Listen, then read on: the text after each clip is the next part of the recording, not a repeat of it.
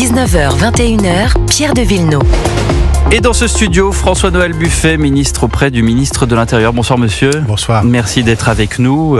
Donc c'est cette dépêche urgente de l'Algérie qui vient de répondre à ces décisions du gouvernement d'hier de François Bayrou de peut-être revoir les accords de 1968 si la situation ne se calme pas et si les OQTF et notamment des ressortissants algériens ne seront pas repris par l'Algérie. L'Algérie qui notamment dit que la crise est due au recours abusif, arbitraire, aux décisions administratives d'éloignement des ressortissants algériens, les privant de l'usage des voies de droit qui leur garantit la législation française elle-même. Qu'est-ce que vous répondez ce soir ? Je suis à la fois choqué et pas surpris. Tous les ressortissants étrangers qui utilisent nos dispositifs juridiques pour tenter de faire valoir leurs droits exercent ces droits librement et sans aucune difficulté. Par là même, nous accordons, l'État français accorde l'aide judiciaire dans certaines procédures, donc il n'y a absolument pas d'entrave à la possibilité d'avoir des recours. Et puis enfin, le plus important, me semble-t-il, c'est que les décisions qui sont prises par nos juridictions et nos organismes, qu'ils soient administratifs ou qu'ils soient judiciaires, et qui décident les décisions d'obligation de quitter le territoire national, sont des procédures administratives, sont faites sur la base de dossiers qui, à ce jour, ne sont pas contestés par personne. Et les éléments sont d'une telle gravité qu'ils ne sauraient être contestés. Donc je pense que la France, nous sommes clairement dans notre bon droit. Nous respectons les règles, évidemment, nationales comme internationales. Et en revanche, nous voulons nous faire respecter. Et nous souhaitons que les décisions qui sont prises soient respectées. Et il ne faut pas inverser, si je peux me permettre l'expression, la charge de la preuve.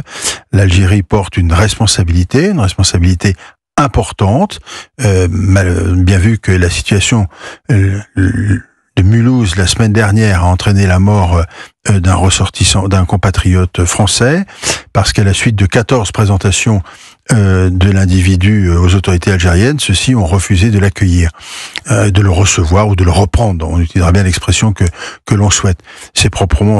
Cette déclaration est proprement scandaleuse.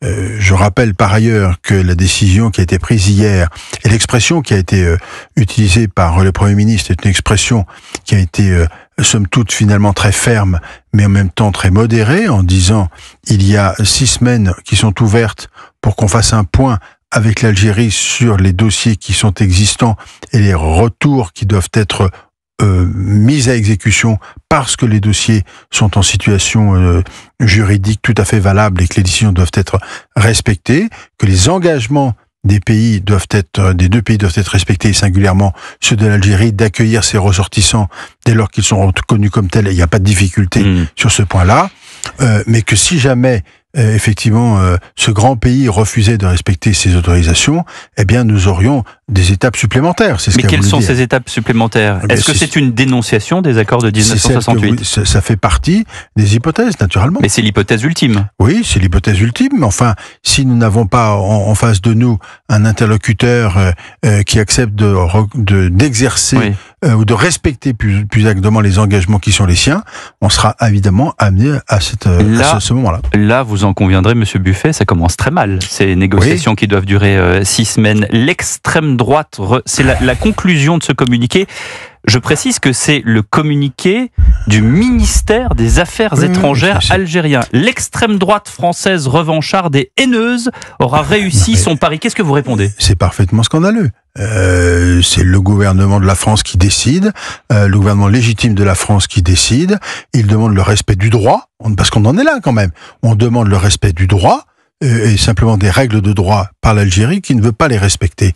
Donc une fois de plus, ces propos-là sont au-delà du fait qu'ils sont largement excessifs et infondés, ils sont parfaitement scandaleux, surtout pour une communication qui se veut officielle du gouvernement algérien. Voilà, la relation algéro-française qu'elle a prise en otage aura été mise au service de basses œuvres politiciennes indignes d'elle. Bon. Qu'est-ce qui va se passer là ? Alors, en plus, avec ce qui vient de tomber, avec ce communiqué dont on a fait l'exégèse avec Alexandre Chauveau dans le journal de 19h et à l'instant avec vous, monsieur Buffet, quelles sont les étapes D'abord, pourquoi est-ce qu'on a dit 4 à 6 semaines? Est-ce qu'on pense que c'est une durée raisonnable, entre guillemets, pour régler la situation? Et comment est-ce que vous allez procéder avec les autorités algériennes? Cette proposition de délai correspond à un délai raisonnable pour la mise en œuvre à la fois d'une reconnaissance des situations des personnes qui doivent être envoyées et les prises de décisions. La liste des 28 personnes. Oui. Et des décisions qui doivent être prises et l'organisation du retour de ces personnes. Ça nous paraît un délai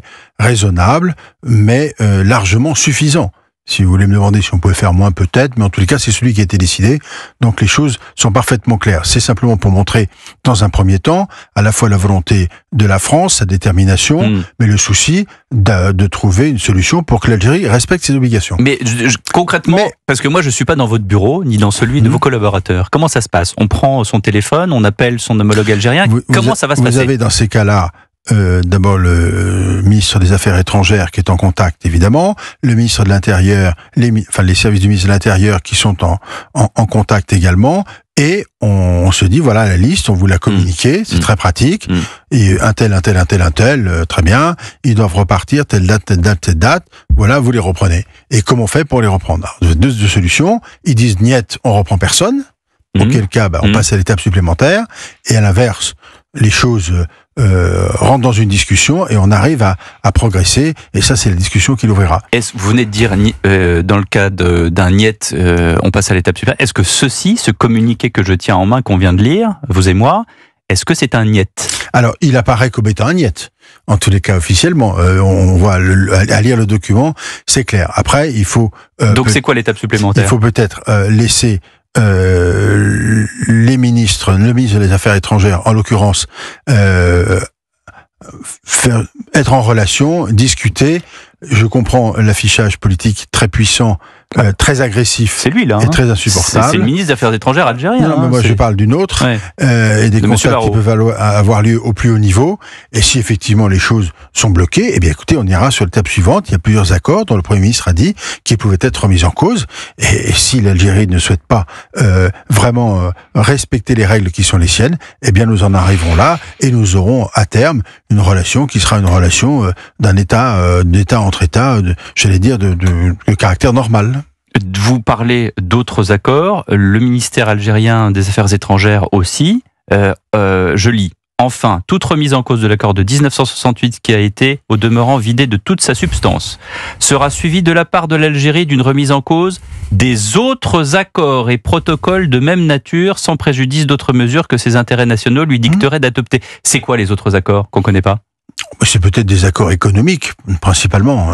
Sur quoi? Sur le gaz, le pétrole? C'est possible. L'énergie. Je ne suis pas dans la volonté de rentrer dans le détail, mais ça permettra, s'il y a d'autres accords avec tous les pays, et singulièrement avec l'Algérie, probablement des accords de caractère économique, et de ce fait-là, ils voudraient peut-être les remettre en cause. Ça veut dire quoi en réalité, concrètement? Ce que l'on voit, c'est que il y a une sorte de rapport de force qui s'établit. Il faut dire les choses telles qu'elles sont, et que les discussions, chacun ayant expliqué ce qu'il voulait faire, il faut espérer maintenant quand même qu'on arrive à avoir un échange sérieux. On peut avoir un échange sérieux après ce genre de communiqué? Écoutez, en tous les cas, il faut tout faire pour l'avoir. Ça, c'est ma conviction personnelle, il faut tout faire pour l'avoir, mais parce qu'il faut pousser la discussion jusqu'au bout, et dans les délais qui ont été donnés par le Premier ministre, et si tel était le cas que les choses ne progressent pas, auquel cas, eh bien écoutez, les choses sont claires, on dénoncera les accords qui nous lient avec l'Algérie. On dénoncera les accords qui nous lient avec l'Algérie, ça veut dire qu'il n'y aura plus de dialogue avec l'Algérie. Ça veut dire à un moment, il faut bien faire un choix. C'est-à-dire quand votre interlocuteur principal ne veut pas discuter, écoutez, en tous les cas, on ne pourra pas dire que le Premier ministre n'a pas averti. Il nous reste quelques minutes, Monsieur Buffet, pour parler de Rima Hassan, qui ce matin a tenu pendant une demi-heure des propos... J'arrive pas à trouver d'ailleurs d'adjectif qui convient. Le ministre de l'Intérieur, Bruno Retailleau, a saisi la justice au titre de l'article 40. Est-ce que vous pouvez nous en dire plus? Ce que je peux dire, c'est que les propos tenus par Madame Hassan sont insupportables. C'est pas nouveau. il est impossible de lui trouver de quelconque circonstance qui puisse expliquer ce qu'elle dit. C'est absolument scandaleux, et qu'il est bien normal, dès lors qu'elle considère que, en particulier le Hamas, n'est pas une organisation terroriste, alors que la communauté internationale le reconnaît comme tel, que nous puissions saisir, en tous les cas, par l'intermédiaire de l'exposition de l'article 40, qu'on puisse signaler ça au procureur de la République. Il y a potentiellement des éléments qui font référence à une apologie du terrorisme, mais ça, il appartiendra à la justice de le décider. Quand Marion Maréchal demande qu'elle soit déchue de sa nationalité française, est-ce que vous la suivez? Et quand Christian Estrosi demande à tout le moins qu'elle ne soit plus une représentante de la nation, est-ce que vous le suivez? En tous les cas, il y a une certitude, c'est que la procédure engagée par le ministre de l'Intérieur est parfaitement légitime, et on a raison de le faire, et il faut aller au bout, et que s'il advenait qu'elle soit condamnée pour de tels faits et pour de tels motifs, il faudrait s'interroger sur la question effectivement qui consiste à dire la nationalité française ne peut pas être retenue, ne peut pas être conservée par quelqu'un qui au quotidien conteste la réalité de ce que fait